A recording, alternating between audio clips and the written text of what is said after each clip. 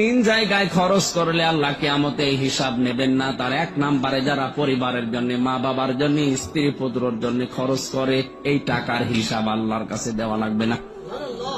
তাই বলে স্ত্রীর জন্য ডিশ অ্যান্টেনা লাগিয়ে দেবেন, হিসাব দেওয়া লাগবে না।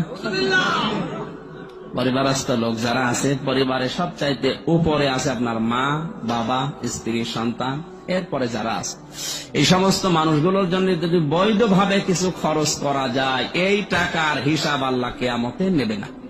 তাহলে তালিকায় প্রথম নাম্বার কার নাম পেয়েছি? মায়ের নাম। পিতা মাতা শব্দ বললেই আগে মা আসবে, এরপরে বাবা আসবে। পিতা মাতা না, মাতা পিতা।